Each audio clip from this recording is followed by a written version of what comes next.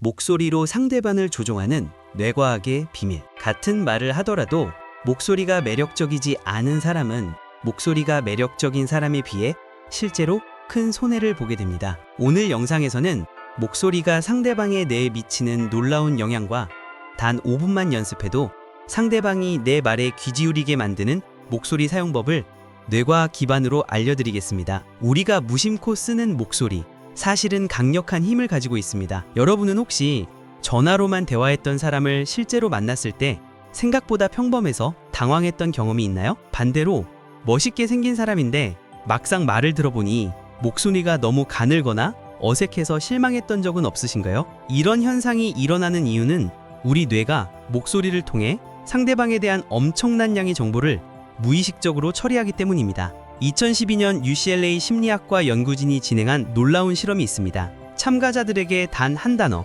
안녕하세요 라는 말만 들려주고 화자의 성격을 추측하게 했죠. 결과는 충격적이었습니다. 단 0.5초의 목소리만으로도 사람들은 화자의 신뢰도, 지배성, 심지어 매력도까지 85% 이상의 정확도로 판단했습니다. 더 놀라운 건 이런 판단이 실제로 맞아떨어진다는 겁니다. 2017년 시카고 대학교 연구팀이 미국 대법원 구두변론 과정을 분석한 결과가 있습니다. 변호사의 목소리 톤과 속도만으로도 그들이 승소할지 패소할지를 70% 이상 예측할 수 있었다는 겁니다. 심지어 내용을 전혀 모르는 상태에서 말이죠. 낮고 안정적인 목소리로 말한 변호사들의 승률이 현저히 높았고, 떨리거나 높은 톤으로 말한 변호사들은 아무리 논리적으로 완벽한 주장을 해도 패소할 확률이 높았습니다. 이건 우연이 아닙니다. 우리 조상들에게 목소리는 생존을 결정짓는 중요한 신호였거든요. 낮고 안정적인 목소리는 큰 체격과 높은 테스토스테론 수치를 의미했고, 이는 곧 강력한 보호자 또는 위험한 경쟁자라는 신호였습니다. 반대로 떨리거나 불안정한 목소리는 두려움이나 약함의 표시였죠.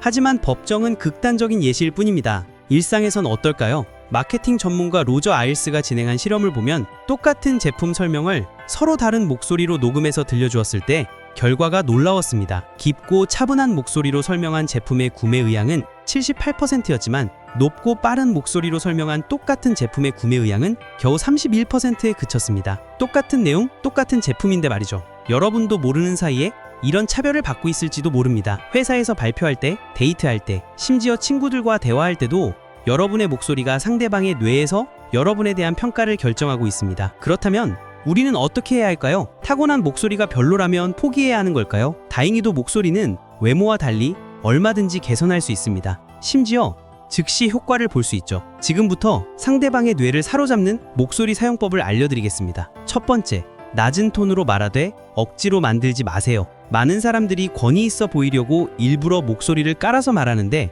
이건 오히려 역효과입니다. 부자연스럽게 들리거든요. 대신 이렇게 해보세요. 평소보다 조금만 더 깊게 숨을 들이마시고 목이 아닌 가슴에서 소리가 나온다고 상상하며 말해보세요. 목소리가 자연스럽게 한 톤 낮아질 겁니다. 두 번째, 말하는 속도를 20% 줄이세요. 불안하거나 긴장하면 자연스럽게 말이 빨라집니다. 그런데 이게 상대방의 뇌에서는 이 사람이 자신감이 없구나 라는 신호로 받아들여져요. 의식적으로 평소보다 조금 더 천천히 말해보세요. 마치 중요한 비밀을 알려주는 것처럼 말이죠. 상대방이 여러분의 말에 더 집중하게 될 겁니다. 세 번째, 문장 끝을 올리지 마세요. 한국어 화자들이 많이 하는 실수입니다. 오늘 날씨가 좋네요.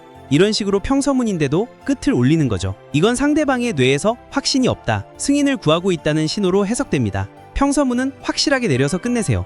오늘 날씨가 좋네요. 이렇게요. 네 번째, 침묵의 힘을 활용하세요. 말과 말 사이의 적절한 침묵은 여러분을 더 신뢰할 만한 사람으로 보이게 만듭니다. 중요한 포인트 앞에서 1초에서 2초 정도 멈추세요. 상대방의 뇌는 이런 침묵을 자신감과 여유의 표현으로 받아들입니다. 다섯 번째, 목소리에 미소를 담으세요. 전화 통화를 할 때 미소를 지으며 말하라고 하죠. 이건 정말 과학적인 조언입니다. 미소를 지으면 얼굴 근육의 변화가 목소리 톤에 영향을 주어서 더 따뜻하고 매력적으로 들립니다. 직접 만나서 대화할 때도 마찬가지예요. 입꼬리를 살짝 올린 채로 말하면 목소리에서 호감도가 30% 이상 증가합니다. 일주일면 충분합니다.